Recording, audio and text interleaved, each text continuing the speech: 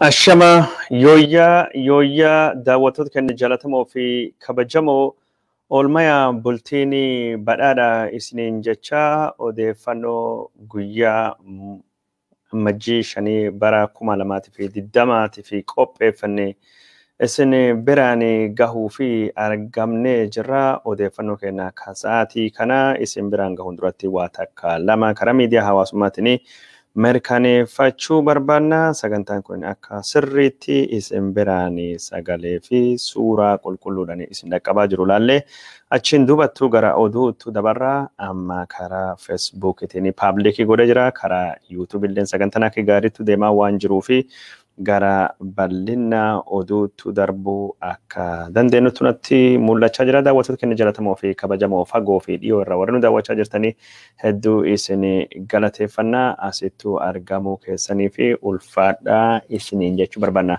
Sagantaan kun inni akka nama biraan bahuu yoo barbaaddanii qoqooda yookaan ammoo faffacaasaa waliin nu gayaa isiniin jechuu barbaanna. Daawwattoota keenya jaallatamoo fi kabajamoo. Odeeffannoo guyyaa har'aatii qopheeffannee isin biraan gayuu fi dhufne jira. Odeeffannoo kan keessatti haala naannoo Tigraay keessattuu ta'aa jiru akkasumas rakkoolee naannoo Oromiyaa hidhaa fi ajjeechatii fi hiriira ABO irratti bahamaa jira jedhamu ka godina Wallaggaatii fi ajjeecha maqaa ABOtiin namni du'aa jiru kaachi odeeffannoo isin biraan gahuu deemna. Waraana naannoo Tigraay irrattuu baname poolisii Amaarattu hoggane jechuudhaani koomishineriin naannoo Amaaraa obbo Abbere Addaamuu dubbatee jira. Sunillee isin biraan gahuu deemna. Kadhiyoo kana mana hidhaa irraa hiikamee hogganaan paartii Dimokiraatawaa Itoophiyaa keessaa tokko kan ta'e obbo Lidatuu Ayyaaloo Itoophiyaan carraa bakka sadiitti caccabuu yookaan ammoo carraa biyyittii diigamuutu jira jedhee jira. Bulchiinsi Oromiyaa ka'ammaan tana jiru carraa jijjiiramattu argame. Uummata Oromoo jireenyi isaa wayyeessuu dhiisee Oromiyaa mana hidhaallettu geeddaree jira jedhee jira. Odeeffannoo kana isin biraan gahuu deemna. Akka maddii oduu Chaayinaa Shiinhuwaa gabaasettu naannoo Tigraay keessatti uummanni miiliyoonii 2.2 buqqa'ee jira. Odeeffannoo kanallee isin biraan gahuu deemna. Gaazexeessaan Reuters obbo Kumaraa Gammachuus gadhiifamee jira jedhama. Odeeffannoo kanallee odeeffannoo qabnu keessa Itoophiyaan waraana haarawaa leenjistee jirti jedhamee jira. Investimentii naannoo Somaalii keessattuu babal'isuu fi paarkileen investimentii naannoo Somaalii keessattuu ijaaramaa jiranii jedhamee jira. Dhaabbanni naannoo Somaalii keessattuu boba'aa qulqulleessuu ka waliigaltee biliyoonii 3.6 doolarii Ameerikaa mootummaa Itoophiyaa wajjin mallatteesse hayyamni isaa irra haqame ka jedhamutu jira. Itoophiyaa fi Suudaan dubbii warra hammaattee jirti. Itti gaafatamanii basaasaa Misiri kaartumii galee jira. Maal irrattuu wal mari'atanii odeeffannoo jettullee isin biraanii gahuu deemna. Odeeffannoo nu qabnu hedduutu jira. Yoon wajjin turtanii kana hundayyuu odeeffannoon isin biraanii bahuu deemti. Daawwattoota keenya jaallatamoo fi kabajamoo amma gara bal'ina oduu sa'aatii kanattu haa dabarruti. Haalli baqattoonni Itoophiyaa hedduun isaanii kadhalattoota Oromoo ta'anii kan biyya Saawud Arabiyaa keessa jiru guddoo yaaddessa akka taheetu dubbatamaa jira. Hidhamtoonni yookaan ammoo baqattoonni Saawud Arabiyaa keessa jiratan ka kumaatamattu lakkaa'amanii hojjettoota yookaan ammoo jiraattota seera ala ka waraqaa hin qabne narra bahaa jechuudhaani mootummaan Saawud Arabiyaa ammaan tana mana hidhaattuu walittuu qabee dararaa akka jiru kadhagame jiru. Warri walittuu qabame kunini ka isaanii hidhamuu danda'anii fi mootummaan Itoophiyaa warri kana fudhatee biyyisattuu galchuu fi fedhii waan hin qabnee fi Saawud Arabiyaan hayyama biyya keessa jiraachuu hin qabdan jechuudhaani warri kun akka harka warraati hin miliqne mana hidhaa keessatti walitti guure akka loonittuu moona keessattuu naqee hidhaa jira jedhamee dubbatame jira. Baqattoonni kun yeroo ammaan tana yaalii argachaa hin jirani, nyaati gayaa hin qabani, qulqullinni hin jiru, gariin dhukkubaan, gariin ammoo dararaa fi miidhaa fi cinqaa yaadaa irraa ufijjeesaa yookaan du'aa akka jiranii kadhagame. Hardhallee baqataanii lammaffaanii mana hidhaa Saawud Arabiyaa keessatti du'uun isaa mirkanaa'ee jira. Baqattoonni akka malee dhukkubanii akka malee miidhaman kan keessa dubartoota fi ijoolleen xixiqqoon umriin hidhaa hin guutin akka jiru maddeen keenya ka Saudi Arabiyaa irraa gabaasan. Baqattoonni kun akka jedhamutti kanaan dura telefoona qabna rakkoo kennaa hawaasa addunyaalleettu himachuu dandeenya. Rakkoo kennaa firaa fi maatittuu bilbilee waan keessa jirru addunyaa biraan gaachuu dandeenya. Haa ta'uuti malee mootummaan Itoophiyaa mootummaa Saudi Arabiyaattu eegii gabaasa waa'ee kennaa gabaasan dubatti mootummaan Saudi Arabiyaa manneen hidhaa sun irrattu kalee sakanta'iinsa geggeessanii telefoonaa fi kaameraa fi meeshaa elektirooniksii ka baqattoonni mana hidhaa keessa ta'anii haali isaanii ittiin gabaasuu yookaan ammoo ittiin galmeessuu danda'an harka akka guuranii ka dubbatame.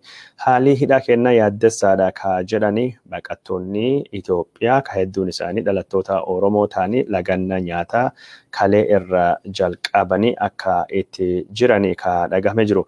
Baqattoonni kunneen yeroo ammaan tana Saudi Arabiyaan to'annoo dhukkuba koronaa vaayirasii irratti qabdu laaffistee waan balaliin xayyaaraa gara Saudi Arabiyaatii fi Saudi Arabiyaa irraa bahuun hayyamamee fi sararri xayyaaraa Itoophiyaa yeroo ammaan tanatti dhufee biyya kanarraa gara biyya keenyatti nu galchuu fi haalii mijataadha jecha dubbachaa jirani.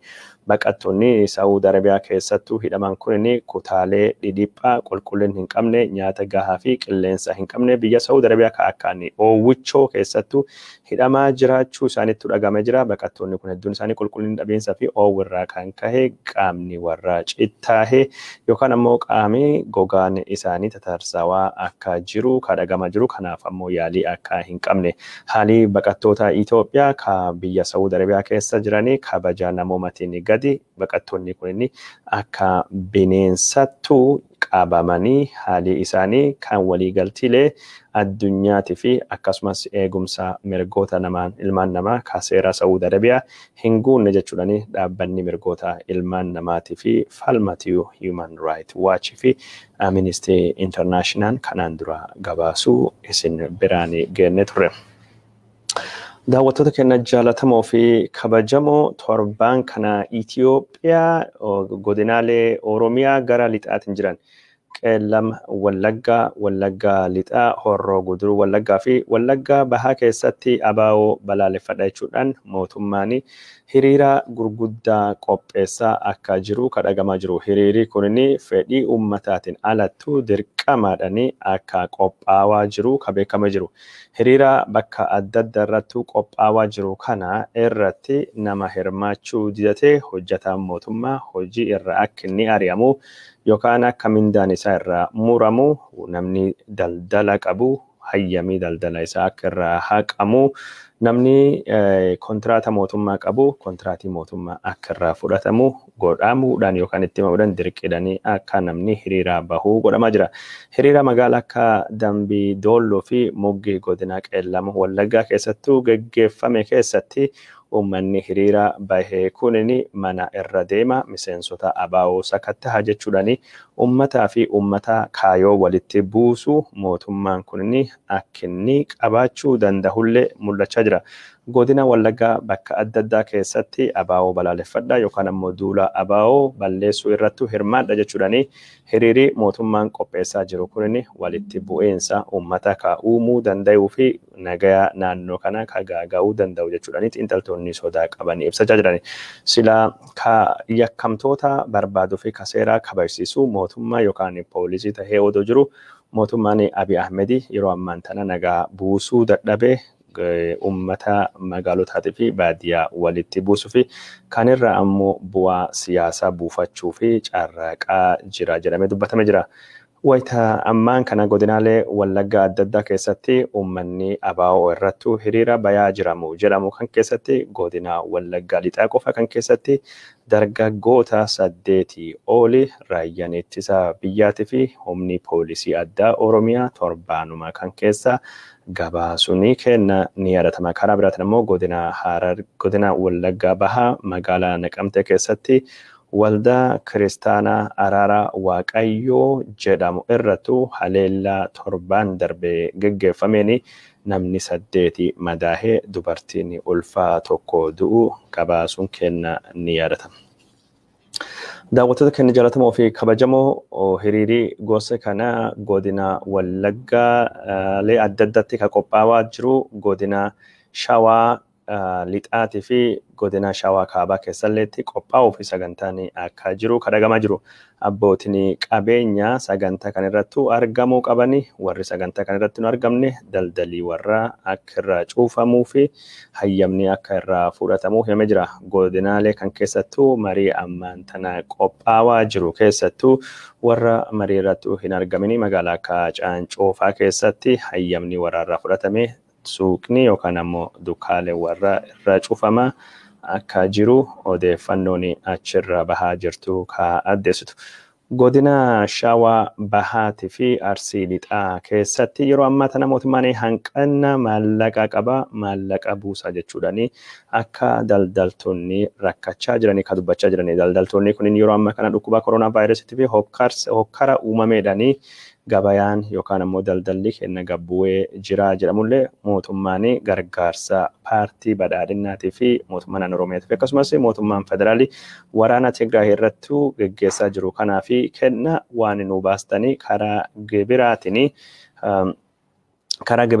warra meeshaa bitatu irraa guurradha jechuudhaani akkasitti akka daldaltoota dararaa jiru dubbachaa jirani. Odeeffannuma gosa kana torbaan lamaan dura isin biraan geenne turre godina Harargee Bahaa magaalaa akka Awwadaay magaalaa akka Haramaayatii fi Dirree Dhaawwaa keessatti yeroo ammaan tana daldaltoonni gibirii isaan baasan akka malee dabalee gatiin elektirikii isaan kaffalanillee daranaa dabaluu isaa gabaasuun kenna ni yaadatama.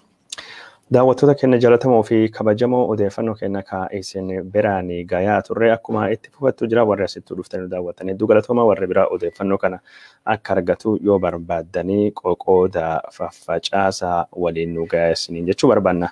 Naannoo Tigraay keessatti waraana mootummaan Itoophiyaa olaantummaa seeraa kabachiisuu fi jedhe ka warri naannoo Tigraay bulchee waraana Tigraay ummaatii fi ummata Tigraay irrattuu baname jedhamuun miidhanii namoota irrattuu guddaa qabuutu dubbatame jira. Waraana geggeeffame kanaani ummanni miiliyoonii 2,200,000 akka buqqa'ee ka dubbatame. Ummanni kunini baadiyaa irra gara baadiyaa bira baadiyaalee irra gara magaalattuu akka godaanaa jiranii kadhagamaa jiru. Hogganaani yookaan ammoo itti gaafatamaan qindeessaa waajjira bulchiinsa yeroo kan jedhamu mootummaa naannoo Tigraay ka dhiyoo kana dhaabbate obbo Gabramasqalee Kaasaa akka dubbatetti yeroo ammaan kana ummanni miiliyoonii 2,200 qofa buqqa'umeti Tigraay keessatti ummanni miiliyoonii 2,500,000 ta'u gargaarsa nyaataa hatattamaa barbaadachuudhaani. Ummati Tigraay yeroo ammaan tana haala hamaa keessa jiraachuu isaa maddii oduu Shiinhuwaa gabaasee jira. Shiinhuwaan akka jedhetti ummata miiliyoonii 2,200,000 kan naannoo Tigraay keessatti buqqa'anatti ummanni 62,000 olii gara Suudaaniittu baqatee jira. Mootummaan Itoophiyaa yeroo ammaan tana gargaarsa namooma naannolee Tigraay adda addaatiif dhaqqabsuu fi carraaqaa jira jedhullee mootummoota gamtoomanii fi dhaabbileen gargaarsa namaan gahuun naannoo Tigraay keessattuu rakkisaadha jecha dubbachaa akka jiranii ka dhagahame. Daawwattoota keenya jaallatamoo fi kabajamoo biyya Suudaanii keessatti baqattoonni Tigraay baay'achaa waan jiranii fi dhukkubni koronaa vaayirasii kaampii magaalaa Kasalaa qarqara jirtu Hamdaayeti keessatti babal'achaa waan jiruu fi kaampinii biraa dabalatanii banamuutu dhagame jira. Kaampinii haarawni baqame kunini dhiibbaa kaampii Hamdaayeti kan nama 25,000 qofa qabachuu fi dandeettii qabu kan maantana namni namni san caala baay'atu keessattuu argamu irrattu dhiibbaa jiru akka salphisuu deemuu kan danda'amaa jiru. Naannoo Tigraay keessatti bifa haarawaadhaan waraanii baadiyyaalee bakka adda addaa keessattuu dhaqqabaa jira waan ta'eef baqattoonni gara Suudaanii dhufanii dabaluu danda'an jechuudhaan dhaabbileen dhimma baqattootaa hordofanii ka biyya Suudaanii dubbatanii jiran. Odeeffannoon keenya ka isin biraanii gayaa jirru akkuma itti fuufettuu jira. Daawwattoota keenya jaallatamoo fi kabajamoo odeeffannoo biraatiin ammoo gaazexeessaan Reuters footoo kaasan dhiyoo kana hidhame obbo Kumaraa Gammachuu gadhiifamee jira. Kumaraa Gammachuu gadhiifamuu isaa ka gabaasee maddii oduu Reuters kagabaase maddii oduu Reuters abukaatoo isaa obbo Malkaamuu Ogoo waabeeffachuudhaan akka tahee kadhagame.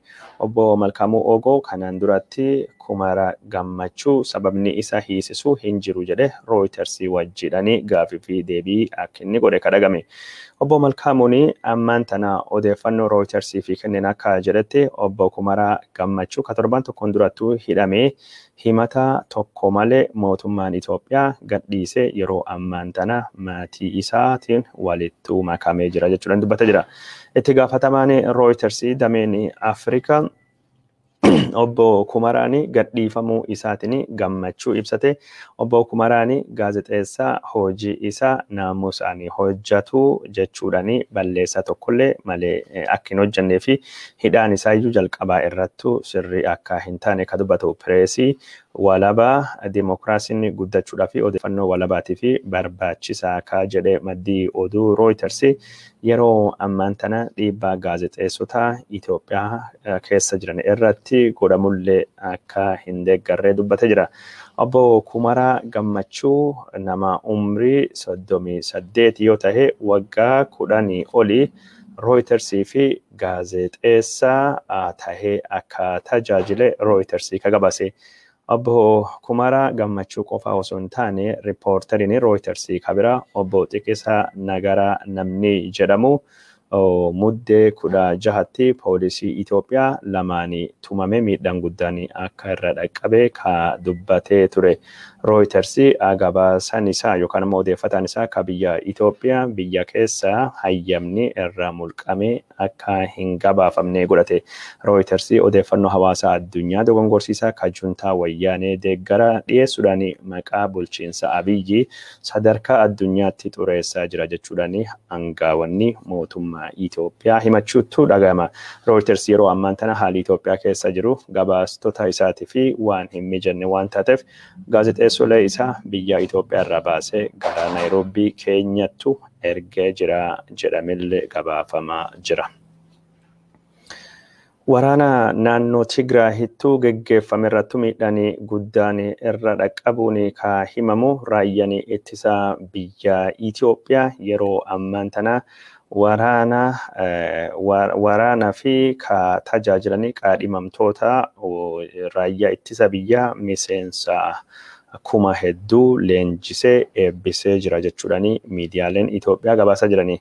Akka miidiyaaleen Itoophiyaa gabaasaa jiranitti leenjifamtoonni miseensonni haaraan raayyaa ittisa biyya Itoophiyaa kunni sabaa fi sablammii fi naannolee Itoophiyaa adda addaa keessaa kan bahanii jechuudhaan dubbatamaa jirani. Akka gabaasaa kanaatiin leenjifamtoonni kunniin leenjii waraanaa Hursoo Xoollaayee fi Berra Shelaqootu eebbifamani. Leenjifamtoonni waraanaa kunniin qaamaa fi sammuudhaan waraanaa fi yookaan ergamsa biyya ittisuu kennamuu fi qophii akka ta'anii ka dubbatame. Yeroo ammaan tana Itoophiyaan waraanni naannoo Tigraahii waliin godhamee waraana ishii ka akka malee leenjii qabu kan jedhamu ajaja kaabaa miidhaan guddaan irra akka dhaqqabetu ka dubbatame jira. Waraanni kutaalee bulchiinsa Itoophiyaa adda addaa irraa gara Tigraahiittu himales miidhaan guddaan irra dhaqqabutu gabaafamaa jira. Naannoon Amaaraa yeroo ammaan tana raayyaan ittisa biyyaa humna dhabuu irraa kan kahee dabalataadhaan humna biraa leenjisuun barbaachisaa jechuudhaan beeksisa adda addaa kan leenjisa raayyaa ittisa biyyaa baasaa jiraachuu gabaasuun kennaan yaadatama. Wayita waraanni haaraan Itoophiyaa leenjii jedhamu kanatti Itoophiyaa fi Suudaanii daangaa irratti walittu gaarreeffachaa jiraachuutu dhagahamee jira. Odeeffannoo biraatiin ammoo naannoon Somaalii yeroo ammaan tana hanqina misoomatii fi rakkoolee bulchiinsa gaarii naannoo Somaalii keessa jiru qolachuu fi dargaggeessa Somaalee kumaatamaadhaan kalaqqame ka hojii dhabanii fi hojii uumuu fi naannoo Somaalii karaa fakkeenya badhaadhina Itoophiyaatti geeddaruu fi paarkilee industirii hedduu banuu akka barbaadu ka dubbatame jiru.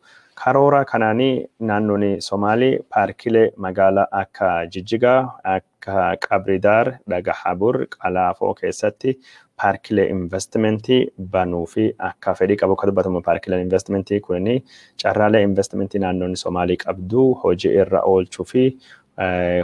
oolchuu fi qabeenya uumama naannoon kun qabdu kan ittiin fayyadamin akka itti fayyadamtu gargaara jechuudhaani hoggansi naannoo Somaalii dubbachaa jiraachuutu dhagamaa jira.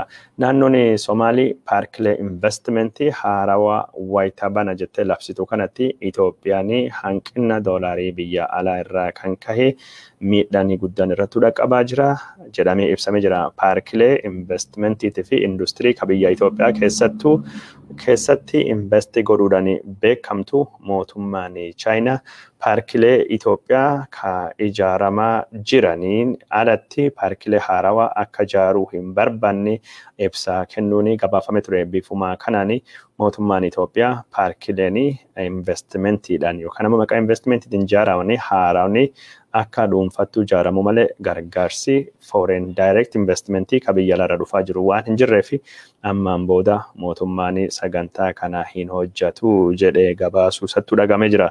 Yeroo ammaan tana Itoophiyaan investimentiin biyya alaarraa dhufaa hin jiru. Boondiin Itoophiyaas bitamaa hin jiru. Turizimiinis gabboo'ee jira.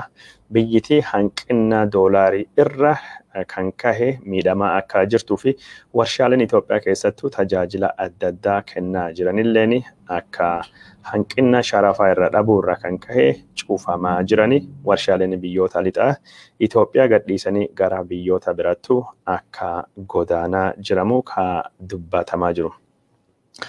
Daawwattoota keenya jaallatamoo fi kabajamoo odeeffannoon keenya ka isin biraan gayaa jirru akkuma itti fufettu jira. Kunin kanumaan odoo jiru kaampaaniin as Ameerikaa jiru Virgiiniyaa kutaa bulchiinsaa jiru takkini kan naannoo Somaalii keessatti boba'aa qulqulleessuu irratti akka bobbahu mootummaan Itoophiyaa hayyamaa doolaarii biliyoonii 3 fi miliyoonii 600 kennee fi tokkini hayyamni isaa haqame jechuudhaani oduun Quartz Africa barreessa jira. Gaazexaan Quartz Africa torbaan tokkoon duratti kaampaanii maqaan isaa Greencoms Technologies jedhamu kanaan duratti boba'aa qulqulleessuu yookaan boba'aa baasuu irratti hin bobbaane ka maallaqa qabaachuun isaa hin mirkanoofne ka Ameerikaa keessattuyyuu maallaqa mana galmee yookaan ammoo galmeensa kaffaluu dadhabee rakkatu tokkoo fi kachachala irra kan kahe waliigaltiin hagas gayuu ka biliyoonii 3 fi miliyoonii 600 warri kana kenname jechuudhaani gaazexeessanii Zakariyaas Zalaalame jedhamu barreessuun isaanii argama. Zakariyaas Zalaalame yeroo sanitti itti ministeera albuuda Itoophiyaa kan ta'u obbo Taakkala Uumaa gaafate. Taakkala Uumaa waan akkasii jiraachuyyuu anqubaa hin qabu jechuudhaani dubbachuu gabaasee ture. Isaan dura ka ture ministeerii albuuda Itoophiyaa kunin dhimma na ilaallatu miti jedhee dubbachuu isaa gabaafamee jira. Kaampaaniin Greencom Technologies jedhamu kunin kanaan durattu hojii kana akka hojjetuu fi hayyamni biliyoonii 3 fi miliyoonii 600 kennamee fi kan naannoo Somaalii keessatti boba'aa qulqulleessu jedhamu kunin wanni kun dogongora ta'uu hubatamee yeroo ammaan tana hayyamni kunin mootummaan Itoophiyaa irra haqamee jira jedhamee jira. Greencoms Technologies kunin qormaatii sirriitti godhamee maallaqa galmee ka mootummaa Ameerikaa yookaan ammoo kutaa bulchiinsa Virgiiniyaa ittiin galmaa'anii kaffalatee hin jiru. Waajjirri isaa ka jedhamee fi wanni isaa ka jedhame kan inni haasa'u tokkolleen akka hin jirre waajjirri isaa warri aktivistoota ka deemanii waajjirri isaa teessonu yookaan wanni tokko keessa akka hin jirre ka dubbatamaa ture.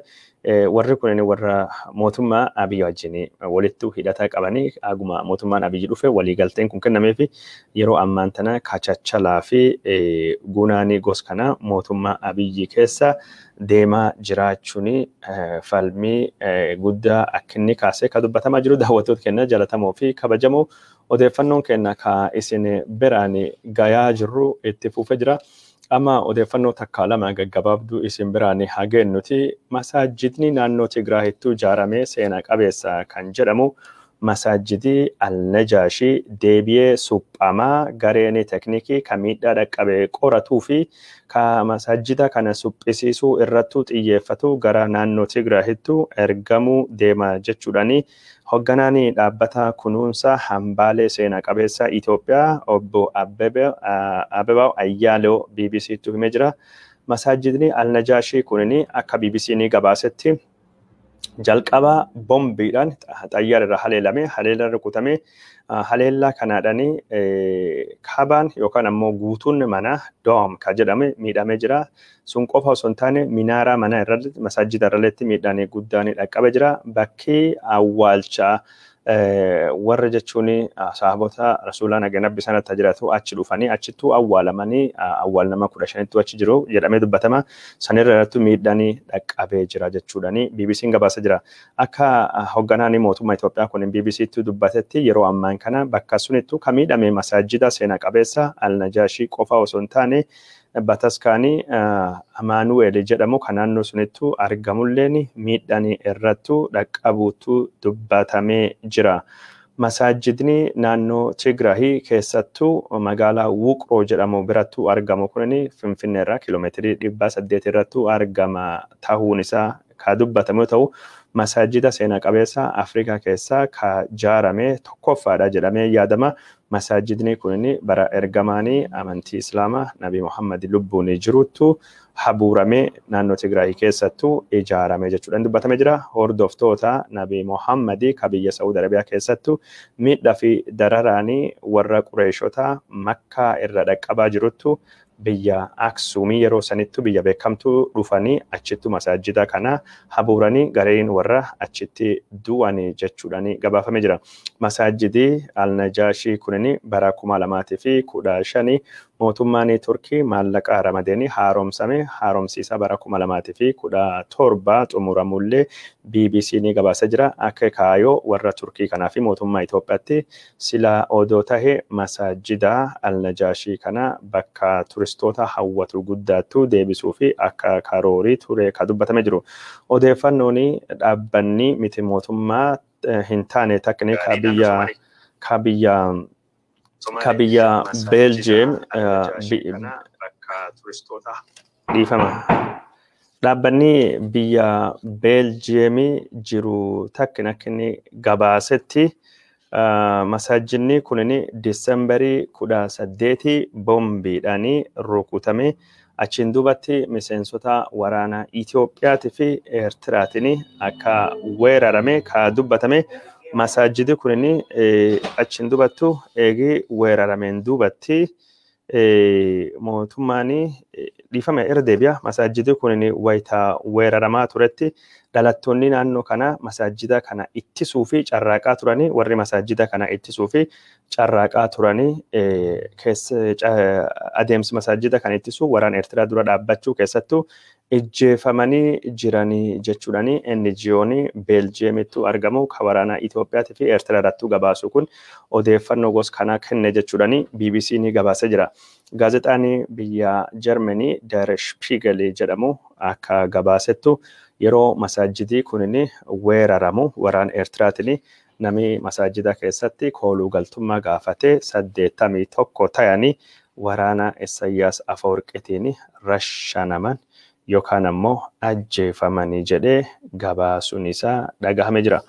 Daawwattoota keenya jaallatamoo fi kabajamoo odeeffannoon kennine ka isin biraanii gayaa jirre akkuma itti fuufettuu jira. Odeeffannoolee takkaa lama ka jiranii isin bira nageenya nuti gaggabaabsine.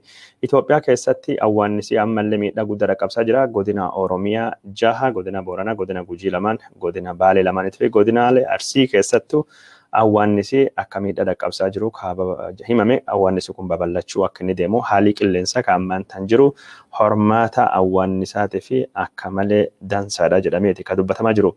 Awwaannisa kana to'achuu fi mootummaan Itoophiyaa xiyyeeffannaan hin kennine jedhamee komatamaa akka jiru ka dubbatame. Mootummaan yeroo ammaan tana babal'atiinsa awwaannisaatii fi miidhaa isaa to'achuu fi helikopteroota 5 akka bituu barbaaduu fi helikopteroota 5 kana bituu fi fi maallaqni doolarii Ameerikaa miiliyoonii 10 ramadamee jira jedhamee dubbatamee jira. Mootummaan Itoophiyaa to'annoo awwaannisaatii fi xiyyeeffannaa hin kennine jedhamee balaaleffatame yoo ta'u, guyyaa awwaannisi naannoo Tigraahitii fi naannoo Walloo keessattuu miidhaa guddaa dhaqqabse Abiy Ahmed paarkii Inxooxxoo kan magaalaa Finfinnee eebbisaa ture.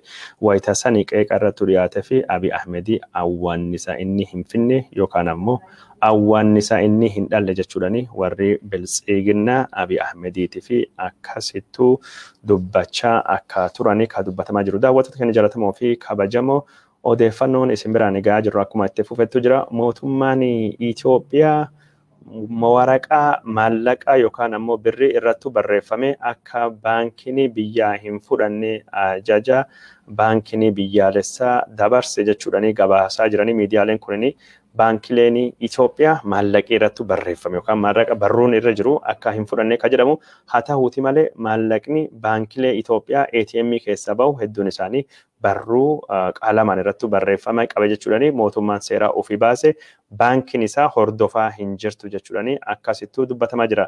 Yeroo ammaan tana mootummaan Itoophiyaa maallaqa haaraa wallee maxxansu maallaqni kunini sharafni isaa gabbu'aa jiraachuun mootummaa irratti miidhaa guddaa akka inni qabu kan dubbatamaa jiru. Maallaqa haaraa wallee yeroo maxxansuun mootummaa akka miidhaa jiru kan dhagamu. Mootummaan Abiy Ahmed gaafa aangootti dhufe birriin Itoophiyaa tokkini birriin Ameerikaa doolariin tokkini birrii Itoophiyaa 28 yoo taatu ammaan tana doolarii 56 akka taate kan gabaafama. Birrii 56 doolariin tokko akka taate kan gabaafamaa jiru. Jijjiirranii maallaqa Itoophiyaa keessa sharafa biyyalaa jijjiiruu hin dandeenye. Yeroo ammaan tana maallaqni Itoophiyaa gabayaa lafa jalaatiin haga birrii doolariin Ameerikaa tokkini haga birrii Itoophiyaa 90 birrii Itoophiyaa keessattuu akka geeddaramaa jirtu kan dhagayamaa jiru. Daawwattoota keenya jaallatamoo fi kabajamoo ammaan tana odeeffannoo biraattuu dabarraa. Qabsooftuun Oromootii fi haati qabeenya Oromoo kan biyya Xaaliyaan keessattuu dhiyoo kana ijjeefamte Aggituu Edaa'oo boruu akka reeffi ishii biyyattuu deebi'ee Finfinneettuu awwaalamuu abbaan ishii Edaa'oo dhiifama Aggituu Edaa'oo guddata jechuu kiyya abbaan ishii obbo Edaa'oo guddataa dubbatee jira. Reeffi ishii guyyaa inni galuu fi sa'aatii inni itti awwaalamuu fi bakki inni itti awwaalamu ka deeggartoota ishiitii fi uummata Oromootii fi ibsamu ta'ulleen addeeffamee jira. Kana ka gabaase sagalee Ameerikaa qophii afaan Oromootiin. Mootummaan Itiyoophiyaatii fi Suudaanii jidduutti dhimmi daangaa Suudaan dhimmi lafa daangaa qofaa odoo hin taane dhimmi hidha guddicha laga Abbayyaalleen rakkoo akka tahe kan dubbatamaa jiru.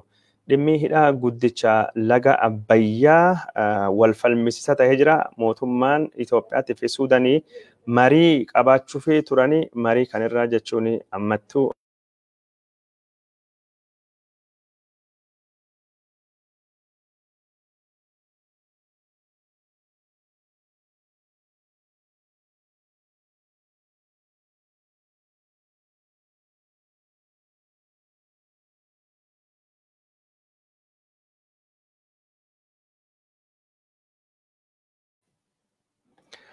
daawwattoota keenya jaallatamoo fi kabajamoo rakkoo teekniikaatti nu qunnamee gad deebinee jirra. Mariin Itoophiyaa fi Suudaanii Jaanuwaarii 4 yookaan ammoo ammajjii 4 karaa intarneetitiin godhuu fi yaadanii mootummaan Suudaanii keessa bahee jira. Sababni mootummaan Suudaanii keessa bahee fi hirmaannani hayyoota Afrikaa kan dhimma hidha guddicha laga Abbayyaa gubbaatti dabalamuu qaba yaada jedhu dhageessise. Yoo sun hin taane marii bu'aa hin qabne irrattu yeroo kenna gubuun hin barbaachisu jechuudhani mootummaan Suudaanii marii keessa akka bahee kan dhagahamee jiru. Mootummaan Suudaaniitii fi mootummaan Itoophiyaa marii irrattu yaada hayyoonni Afrikaa dhiyeessanii fudhate mootummaan Misrii fudhachuu dide jechuudhani mootummaan Itoophiyaa torbaan kana keessa jalqaba torbaan kana keessa yookaan ammoo sanbata guddaa darbe irrattu marii godhame irrattu gabaasuun isaa ni yaadatama. Amma akka gabaafamaa jiruttu mariin biyyoota sadeenii kunniin itti fufuu akka hin dandeenye mootummaan Suudaanii keessa bahee jira. Odeeffannoo biraatiin ammoo Itoophiyaa fi Suudaanii daangaa gubbaatti walittuu gaarreeffachaa jiranii Suudaanii waraana ishii dhiyeessaa jirti. Mootummaan Itoophiyaa Suudaan Itoophiyaa irrattu weerara goote jechuudhaan himatee jira. Kana ka himatee har'a jechuun pireesaa Itoophiyaatii fi ibsa torbaanitti yeroo lama kennuudhaan dubbii himaa ministeera haajaa Itoophiyaa obbo Diinaa Muftii akka ta'e ka dubbatame. Diinaa Muftii mootummaan Itoophiyaa gaafa rakkoo namtolchee fi rakkoo uumamaa mootummaa Suudaanii qunnamu yeroo hunda gargaara. Mootummaan Suudaanii ammaan tana bu'aa Itoophiyaatii fi bu'aa uummata Suudaan waan miidhuu danda'uudhaan godhuudhaan nu miidhaa jira jechuudhaan dubbatee jira. Walitti bu'iinsa kan keessa qaama biraattu jira jechuudhaan qotee bultoonni Oromoo Itoophiyaa buqqaanii jiranii lafti warra saamamee jira. Miidhaan qabeenyaaf namirra leettuu dhaqqabee jira. Mootummaan Suudaanii badii kan irraa akka inni dhaabbatu jedhee gaafatee jira. Karaa biraatiin ammoo biyyoonni lamaan walittuu gaarreeffachaa akka jiranii kadhagamee jiru. Walitti gaarreeffachuu qofaa osoo hin taane odeeffannoon har'aa maddeen oduu Misrii gabaasan akka jiranitti itti gaafatamaan basaasa Misrii namni tahee Suudaanii seenee jira. Maqaan nama kana Abbaas Kaamil akka jedhamu kadhagame. Abbaas Kaamil jechuun itti gaafatama basaasa Suudaaniiti. Dhimma rakkoo daangaa Itoophiyaatii fi Suudaaniitii fi akkasumas dhimma hidha guddicha laga Abbayyaa irratti mootummaa Suudaaniitiin wal mari'achuuf jecha kaartumii akka seenee ka gabaafame. Hoogganaan basaasa Misrii kunini muummicha ministeera Suudaan Abdallaa Hamduukii fi itti gaafatamaa waraana Suudaanii Abdul Fattah al-Burhaaniitii fi itti gaafatamaa itti aanaa isaanii jeneraal Muhammad Hamdaanii Dagaaloo yookaan ammoo Hammitti Dagaalootii fi itti gaafatama basaasa mootummaa Suudaanii Jamaal Abdul Majiiditiin akka wal argee ka dubbatamee jiru. Dhimmi isaan irratti wal arganii wal mari'atanii dhimma hidha guddicha laga Abbayyaa akka tahe ka dubbatamaa jiru. Daawwattoota keenya jaallatamoo fi kabajamoo Itoophiyaa fi Suudaanii gara wal waraanaatti deemuu danda'anii Misriin Suudaanii duuba dhaabbachuu dandeettii jechuudhaani wanni haasamu yeroo ammaan tanatti yaadii kun bishaan kaasaa jira fakkaata. Mootummaan Suudaanii dhiyoo kana jechuun hoggana waraana Misrii ka waliigalaa simatee ture. Ammaan tana ammoo hoggana basaasa Suudaanii Misrii ka waliigalaa simatee jira. Karaa biraatiin ammoo mootummaa Eertiraatii fi akeekkachiisii kennamuutu dhagama. Mootummaa Eertiraatii fi akeekkachiisii ka kenname gama Itoophiyaa wajjin ta'uudhaan yookaan ammoo mootummaa Itoophiyaa wajjin ta'uudhaan mootummaa Suudaan irrattu waraan banaa jira jedhamee waan himatamee fi akka tahe kadhagame. Har'a ammoo himata kana biyyoonni Arabaa hedduun eegii Isaayyaas Afeworqii himatanii dippiloomaatonni Eertiraa biyya Arabaa irraa ari'amuu danda'amu of eeggannoon jedhamee eegii kennameef hin dubatti hariiroo Suudaan wajjin qabdu Eertiraanii fooyyeessuu fi gara Eertiraanii fooyyeessuudhaaf hoggantootas gara Kaartum yookaan ammoo gara Suudaaniittu akka ergite kadhagamanii. Hoggansoonni gara Suudaan deeman kunini hariiroo biyyoota lamaanii dhimma daangaa Itoophiyaatii fi Suudaan irratti rakkoo dhalatee furuu irrattu akka mari'atanii ka dubbatamu. Pireezidaantii Isaayyaas Afeworqii uummatii Suudaanii bilisummaa isaa waggaa 65ffaa kabajaa jiruufillee gammachuu uummatii Eertiraa qaban ibsee uummatii Eertiraa bilisummaa isaa akka argatuu fi gargaarsa Suudaanii gooteefillee galateeffate. Rakkoolee biyyoonni lamaanii waliin qabanii akka karaa araaraatiin furachuu barbaadamee dubbatee jira. Ammaan tana mootummaa Isaayyaas Afeworqii irratti biyyoonni Arabaa dhiibbaa guddaa godhaa akka jiranii kadhagamaa jiru. Keessattuu Suudaanii hariiroo Eertiraan hariiroo Suudaan wajjin qabdu akka fooyyessituu fi Itoophiyaa fi Eertiraallee ka gargaartu mootummaan Imaaraatii Arabaa irratti mootummaan Imaaraatii Arabaa kaayammaan tana jechuun balbal galaana Asebii misoomsaa jirtu mootummaa Isaayyaas irratti dhiibbaa guddaa godhaa jirti jedhamee jira. Imaaraatiin Arabaa dhiibbaa mootummaa Misrii irraa kan kahe yeroo ammaan tana deeggarsa mootummaa Isaayyaasii fi Abiyyiitii fi godhaa jirtu akka xiqqeessuu dandeettu ka dubbatamaa jiru. Maddeen oduu Arabaa akka dubbachaa jiranitti waliigalteen Suudaanii fi Eertiraa jidduutti taatu mootummaa Itoophiyaa qofaattuu hambisuu dandayaa jedhameeti ka yaadamaa jiru jechuudha. Odeeffannoon kunini kanumattu jira daawwattoota keenya jaallatamoo fi kabajamoo. Karaa biraatiin ammoo wayitaa ammaan tana gaafa Afrikaa keessatti hokkarrii gosa kana uumamaa jirutti mootummaan Itoophiyaa mootummaan Ameerikaa kanaan duratti ka Itoophiyaan utubaa nagayaa gaafa Afrikaa yookaan ammoo nageenya gaafa Afrikaa jettee yaadaa jirtu Itoophiyaa irraa gara Suudaaniitu waan godaanaa jirtu fakkaata dippiloomaasiin ishii bifuma kanaanii gargaarsa biliyoonii tokko oli doolarii biliyoonii tokko oli taate mootummaa Suudaaniitii dhiyoo kana kennitee jirti mootummaan Ameerikaa akkasumas gara biliyoonii 9 kalakkamu gargaarsa maallaqaa baankii addunyaati fi akkasumas dhaabbata maallaqa addunyaa irraa mootummaan Suudaan akka argatu mootummaan Ameerikaa haala mijeessaa jedhamee jira. Suudaanii tarree biyya shoror keessa deeggaranii irraa kaastee jirti. Qoqqobbii Suudaan gubbaatti godhamtu kaastee jirti. Eegii Suudaanii mootummaa Israa'eliitii beekamtii kenneen dubatti eegii ammallee warra jechuun embaasii Ameerikaa Daar es Salaam fi Naayiroobiitti bara 1998 miidhamanii fi mootummaan Suudaanii beenyaa kaffaleen dubatti hariiroon Suudaaniitii fi hariiroon mootummaa Ameerikaa akkasittuu fooyya'utu dubbatamee jira. Waraanii Ameerikaalleen dhiyoo kana shaakalli Suudaan keessattuu akka geggeessuu danda'u mootummaan Ameerikaa meeshaalee gurguddaa kanaan dura Suudaanii gurguruu hin barbaanne akka gurguran mootummaan Misriilleen meeshaalee isaa kana jechuun akka jeettota gurguddaatii fi meeshaalee taankii kanaan dura biyya qoqqobbiin irratti godhamu Suudaan wajjin fayyadamuu hin dandeenye akka fayyadaman hayyamni kennamee fi akka jiru gabaasee turre. Amma ammoo ministeerii maallaqa Ameerikaa ka araara hidha guddicha laga Abbayyaa Itoophiyaa fi Misrii fi Suudaan jidduutti ta'e hoogganaa ture Steven Munshin gara Suudaanii akka deemanii ka dubbatamee jiru. Suudaanii deemee guyyaa takkaa fi biyya sun daawwatee gad deebi'a. Guyyaa takkaa fi Suudaanii daawwannaa godhu keessa hoogganaa Suudaanii ka waraana Abdul Fattah al-Burhani akkasumas muummicha ministeeraa Suudaanii Abdallah Hamduukitii fi hooggantoota olaanaa Suudaanii wajjin akka dubbatu kadhagamee jiru. Yeroo ammaan tana dhimma hidha guddicha laga Abbayyaa irratti mootummaan Doonaald Tiraamp marii Itoophiyaa wajjin godhu addaan kutee jira. Gargaarsa maallaqa miiliyoonii 130 Itoophiyaa fi kennuu fi karoorfatellee mootummaa Itoophiyaa irraa qabu baatii hagayyaa keessa mootummaan Ameerikaa addeessuu gabaasuun kenna ni yaadatama. Daawwattoota keenya jaallatamoo fi kabajamoo odeeffannoo gara dhumaatiin baanee jirra.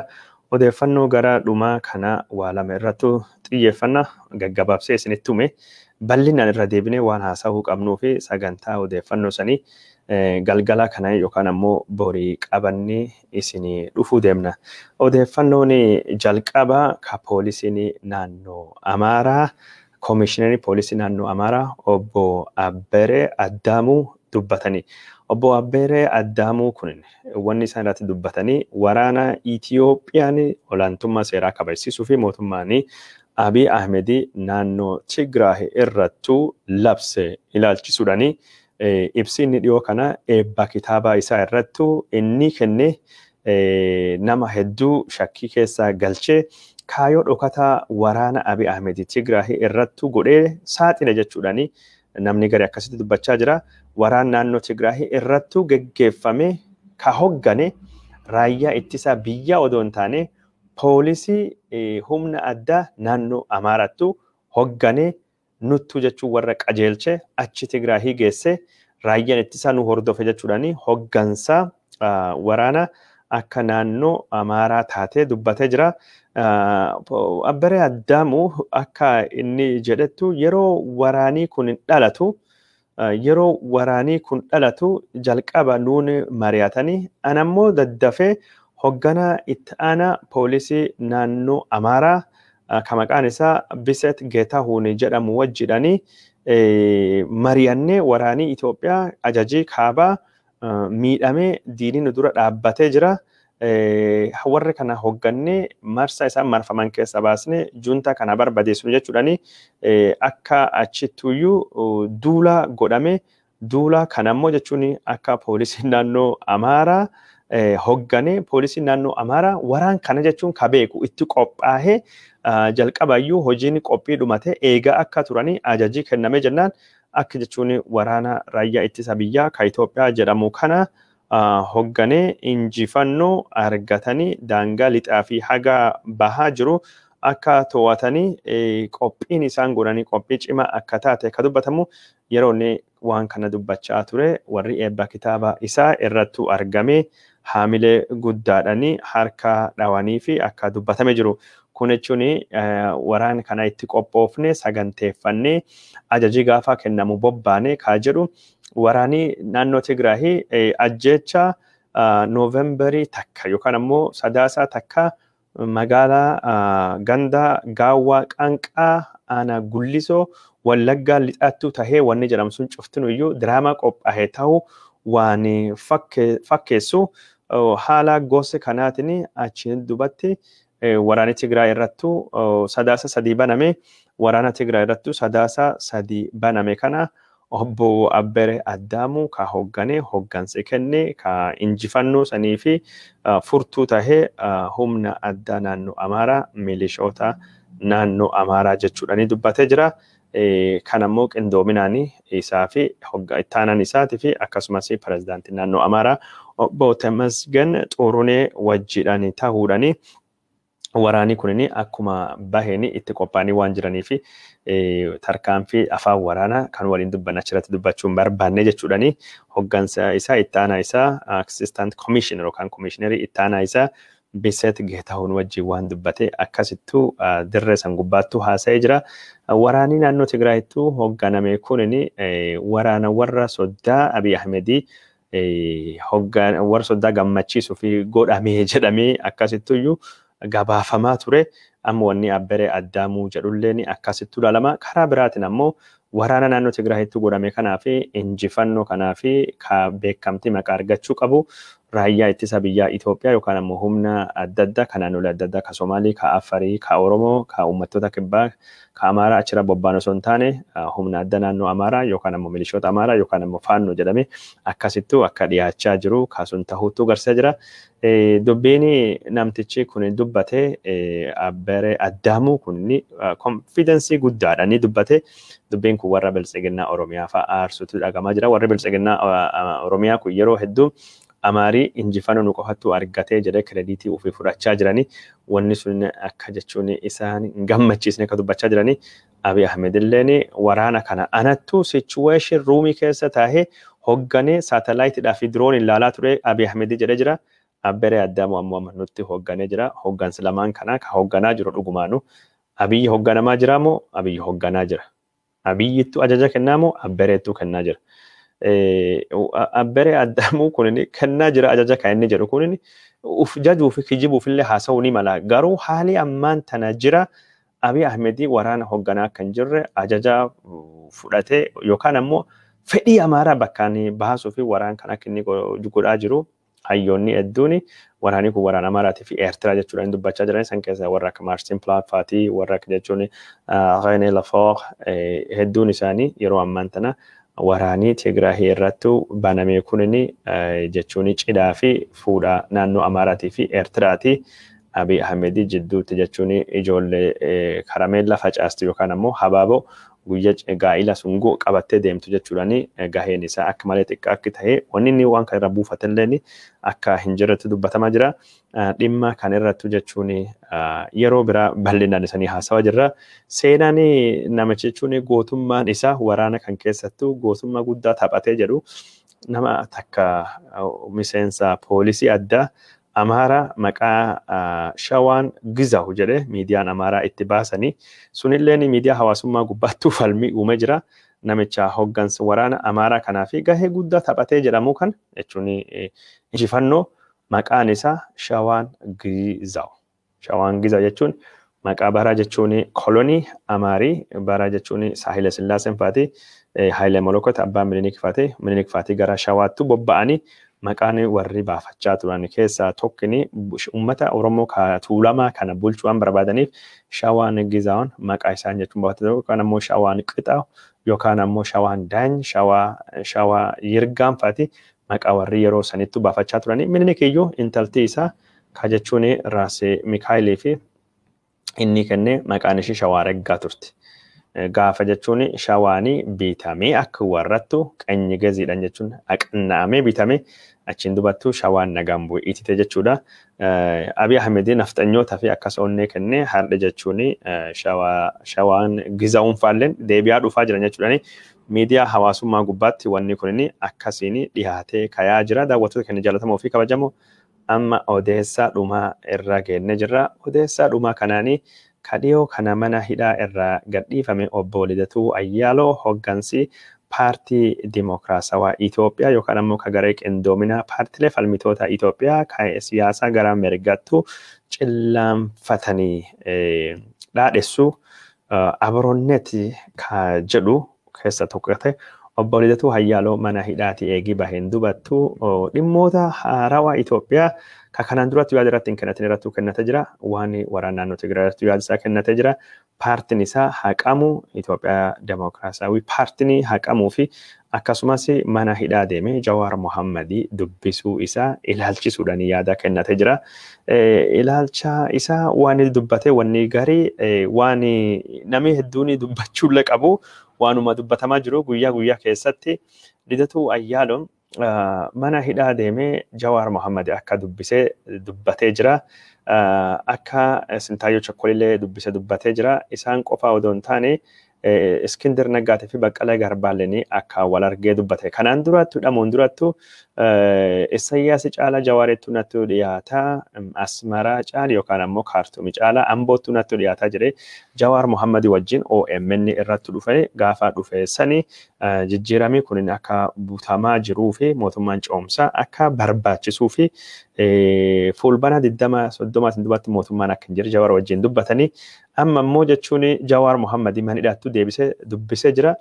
Jawaar Mohammadiitii fi Baqqalaa Garbaatii fi warri biraalleen kan hidhamanii jiranis maqaan isaa eenyu jettanii Iskindir Naggaa haamilee cimaa qaban jechuudhaani warri kunniin filannoon durattu ni hiikamna abdii akka jedhanillee akka hin qabne haga filannoon dhumatu asitti hiikamuu fi abdii warri qabu akka hin jirre ka dubbatamu Abiy Ahmed filannoo fi warra sodaate warra kan hidhee filannoon dubafa gadhiisuu danda'a yaada jedha warrilleen akka qabani akkas dubbatanii jiranii Jawaar Mohammadiitii fi Iskindir Naggaa akka malee mana hidhaa keessatti qunnamtii akka qabanii gaazexaa kitaaba walii qoodaa akka waliin dubbisanii bakki tokkottuu hidhamanii marii siyaasaa waliin godhanii siyaasa qaroominni qabu adda addummaa yaadaa qabaannu tokkin jechuun Oromiyaan Finfinnee irratti mirga addaa qabaachuu qabdi jedha.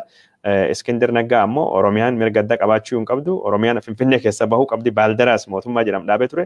Adda addummaa yaadaa qabaatanillee warri kun walii galuu waliin haasa'uu danda'anii jedhee dubbatee fedhii warraa ka warri bakka tokko waliin turu waliin hidhamu mootummaan akka guutuu fi didalee dubbatee jira. Jawaar Mohammadii kanaan durattu ani mirgi amman hidhattu ana eegamu Iskindir Naggaallee ka eegamuu fi jedhee mana murtii Itoophiyaa irratti dubbachuun isaa waa hedduu akka namni haasa'u godhee ture. Ammallee walitti dhiyeenya qabanii adda addummaa yaada qabu malee jibbiinsa diinummaa walii akka hin qabne dubbatanii jiran obbo Iskindir Naggaa Jawaar Mohammad fa'aatii hidhamtoota siyaasa malee balleessa waan tokko akka hin dalagne Abiy Ahmed jechuun yaadanii mo'atame akkuma jechuun isallee sodaatee hidhee Jawaar Mohammad fa'aa badii tokko malee akka hidhallee dubbatee jira. Itti fufuudhaanii waan ammaan tana jijjiiramii Itoophiyaa keessatti dhufe jedhama akka hin jirre dubbatee jira. Jijjiiramii dhufee jedhame Oromiyaa mana hidhaa godhee jira. Moona jechuun mana hidhaa godhee ummatii ammaan tan hidhamee aadaan Oromoo kanaan durattu jijjiiramaan dura jirtu miidhaan dararaan irri caalaa hammaatee Oromiyaan mana hidhaattu geeddaramte yeroo ammaan tana dargaggeessi Oromoo ka hiree fi hegeree gaarii Abiy irraa eeggate hegereen isaa suniin itti dukkanaahee jiruun isaa hidhaa fi dararaa fi miidhaa gosa kana ta'e jechuudhaani hireen uummata Amaaraa ammoo ajjeecha ta'e jechuudhaani waan Benishaangulii fi naannoo biraa keessattuu ammaan tana geggeeffamaa jiru dubbatee abdiin jijjiiramii Itoophiyaa ni cehaa jechuun jijjiiramii biyyi kana milkaa'uu danda'a jedhamsuun ammaan tana Ihaadigii lakkoofsa lama jalattu akka hin milkoofne dubbatee jira. Ihaadigii kana jechuun yoo dubbatu paartiin isaa filannoo akka dorgomuu hin dandeenye haqamee jira. Paartii kiyyaa ka haqe jechuun kanaan dura yaalii Ihaadigiin tokkoffaan godhe hojii irra oolee jechuun Ihaadigii kun jechuun Biltsiginnaan ammaan tana yaada mararaan jechuun Ihaadig quxuruleetti jirsan Ihaadigii tokkoffaa fi Ihaadigii lammaffaa jirsan akka fudhatu ibsee jira. Abdiin Itoophiyaan karaa nagaatti deemu hin jirtu jedhuudhaan dubbatee jira.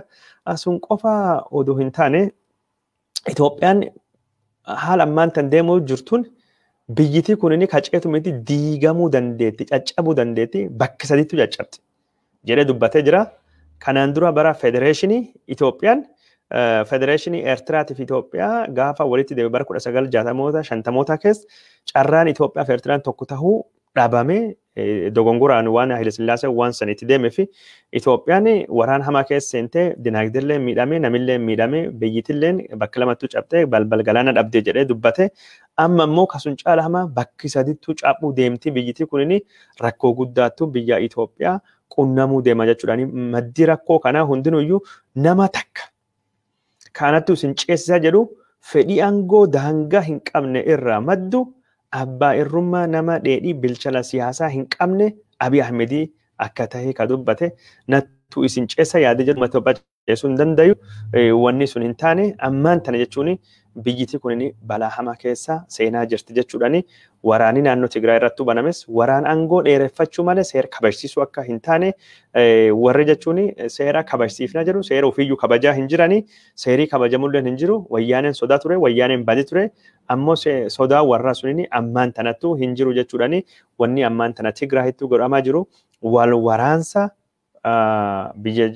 wal waraansa uummata Itoophiyaa keessa seene wal waraansi kun ammoo Itoophiyaa dadhabsee laaffisee jira malee seera kabachiisu miti qoosanni seera kabachiisu jedhu sunini akka bakka hin qabne obbo Lidatu Ayyaaloo dubbatee jira obbo Lidatu Ayyaaloo san qofa osoo hin taane amma waraan hin taane Tigraay keessattuu seenne ummati Itoophiyaa har'i waan inni yaadu akkamiin junta Tigraay barbadeessina waan jedhu naannoo Tigraay warra qabatee bulchaa kan mootummaan junta dheettimsan akkamiin barbadeessina jedha malee ummati Itoophiyaa ka gaafa duri yoo weeraramu akka tuuta kinnisaa gaagurii tuqamtee dutee ka'u sun har'a jechuun mootummaan Suudaan kiiloomeetirii 40 lafa Itoophiyaa qabate jedhame namni hadoodee taayaa jira harki marate waa'ee Suudaan haasa'uu dhiisee halkanii guyyaa wani namni haasa'u waraana naannoo Tigraay keessa jirutti haasa'uuna har'a Itoophiyaa wal nyaachaa weerara biyyalaa dagannee jirra bifa kanaan biyyoonni xixiqqoon humni hin qabne kan nagaa hin qabne kan akka Soomaaliyaatii fi kan akka Eertiraan weeraruu danda'an jechuudhaan ammaan tan ummati Itoophiyaa balaa Suudaan irra dhufuu caala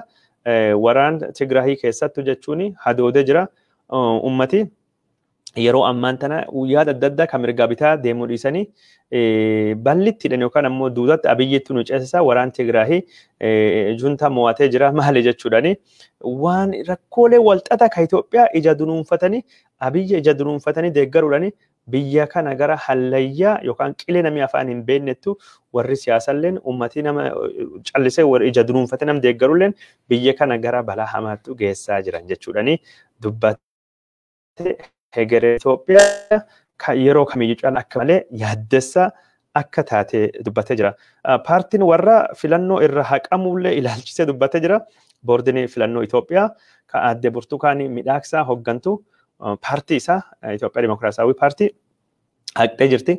Paartiin kenna mallattoo nu dhiyeessine keessa harki 20 qofa darbe namni harka 35 ol qabutu darbaa nuun jedhani nu nama 10,000 ka barbaadamu miti 17,000 mallattoo nu dhiyeessine sila paartiin jechuun tokkoffaa irratti darbuu qabu paartii keenya ture garuu shirattuu jira shirii kunini Burtukaan Midhaaksaa Biraanuu Naggaatii fi Abiy Ahmedii wajjin ta'e nu barbadeesse yeroo ammaan tana boordii filannoo ka hogganam lama Burtukaanii ka hogganu Dr. Abiy Ahmedii fi Biraanuu Naggaatii gaafa durii boordiin filannoo Marga Baqaanaa hogganu sani Dr. Marga Mallasfaa yookaan Hayilamaariyaam Dassaalenyitti hoggana ammaan tan nam lamattu hoggana Ihaadiq quxuraandii mata tokko qaba boordiin filannoo Itoophiyaa mata lama qaba jechuun Abiy Ahmedii fi Biraanuu Naggaa jechuudhaan Biraanuu Naggaattu haaluun irrattu bahee Burtukaan ammoo ergamtu nama jechuun ijoollee ergaa waan itti kennan kana namni hedduun hin beeku amalisi waan itti kennan kan paartii falmitoota keessa waan jirtuu fi nama lubbuu qaba see yaada turani nu ammoo darsa akkasiin ta'uyyuu gaafa waliin jirru san irra beenne haaluun irrattu bayaa jiran jechuudhaan murtiin paartii sarratti dabarfamee dogongora silaadoo ari'amuu qabaate taate paartiin jechuun boordiin haquu qabu ka seer hin guutatin ka walgahii hin yaamin walgahii waliigalaa ka hoggansaa hin filatin ka caasaa hin qabne ka wanni isaa mataa fi manyeen hin beekamne paartii silaa Ihaadiq quxur huletti paartii Abiy Ahmedii biltsiginna ta'uu qaba yeroo ammaan tana boordiin filannoo dhiibbaa nam lama ka Biraanuu Naggaatii fi Abiy Ahmedii jalatti kufe gaaga'amiinsa biyya kanaatii fi wantoota tayaa jiranii fi itti gaafatamaan warra kan jechuudhaan Itoophiyaan gara badiitu akka deemuutu jirtu dubbata jira yaada kan yeroo biraa bal'inaan kaasnee irra haasa'uu deemna daawwattoota keenya jaalatamoo fi kabajamoo fagoo fi dhiyoo fi waan nu hordoftaniif hedduu isin galateeffannaa tamsaasii keenya ka oduu ka guyyaa har'aa jechuun amma jishan bara 2021 ka isinii qopheessine kanuma fakkaataa waan daawwattaniif hedduu isin galateeffannaa sagantaa keenya immoo waan nu qoqqoodaniif facaastaniif illee galata argadha warri feesbuukiin nu hordoftanii ulfaadha ka yuutuubiitiin nu hordoftanii maamilni nu godhatanii ulfina guddaa qabdanii ka amma asumatti nu hagaa'uti nagaan oola nagaan nu bula.